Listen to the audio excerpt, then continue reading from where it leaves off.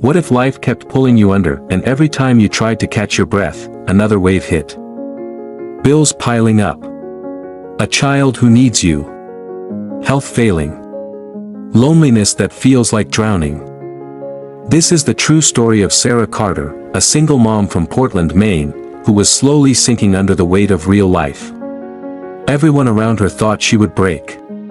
But she made one decision that changed everything. She refused to drown.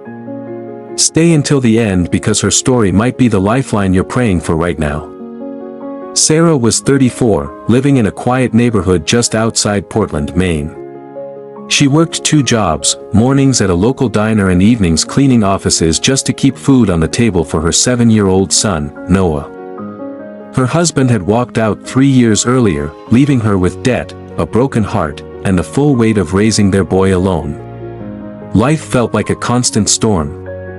Some days she barely kept her head above water. But every Sunday, Sarah sat in the front row of their small harborside church.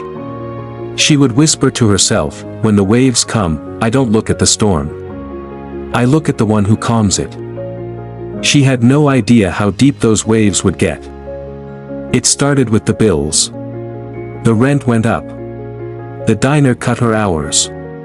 Medical debt from Noah's asthma attacks began piling up. Then came the worst blow. Sarah started feeling constant exhaustion and pain. Doctors ran tests and delivered the news. She had an autoimmune disease that would only get worse with stress. She tried to stay strong for Noah. But inside, she was drowning.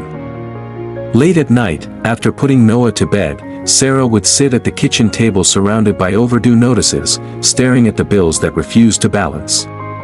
The voices in her head grew louder. "You're failing as a mom.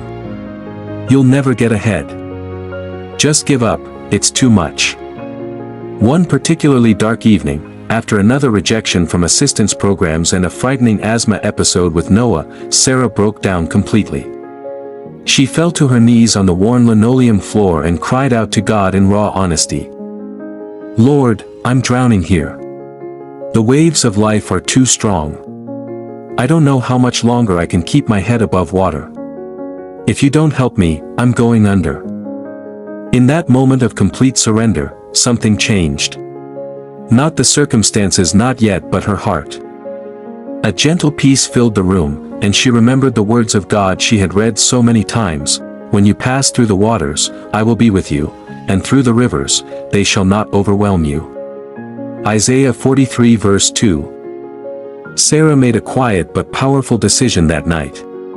She whispered through her tears, "I refuse to drown. Not in these bills. Not in this sickness. Not in this loneliness. I will trust you, Lord, even when I can't see the shore." From that moment, she started doing small but faith-filled things differently. She began waking up early to read her Bible before work. She wrote down every promise of God on index cards and taped them to her bathroom mirror. She reached out to her church family and asked them to pray with her, not just for miracles, but for strength to endure.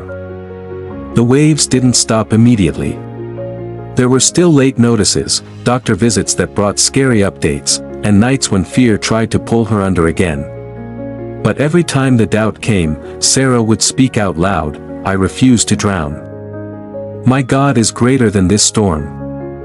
Then the breakthroughs started coming one by one, in ways only God could orchestrate. A woman from church who owned a small cleaning company offered Sarah a better-paying job with flexible hours so she could be home more for Noah. An anonymous donor at the church covered 6 months of rent and Noah's medical bills. Her doctor adjusted her treatment, and slowly her energy began returning. But the greatest miracle wasn't just the provision, it was the transformation inside Sarah. She stopped living in constant fear and started walking in quiet confidence. She taught Noah to pray with her, turning their struggles into faith lessons. Months later, Sarah stood in front of her church and shared her testimony with tears in her eyes. She said, "I was drowning in real life, not in an ocean, but in the everyday battles that try to sink us all. Worry, debt, sickness, loneliness, they'll all pull hard. But when I fixed my eyes on Jesus instead of the waves, I found I didn't have to sink. I could refuse to drown. Today, Sarah continues to raise Noah with renewed strength and joy. She also quietly mentors a few younger single moms in her church, sharing the same hope that carried her through.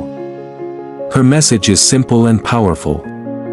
Life will send waves: financial struggles, health battles, broken relationships, exhaustion that makes you want to quit. But you were not created to drown in them. Cry out to God. Hold on to His promises. And make the decision today: I refuse to drown.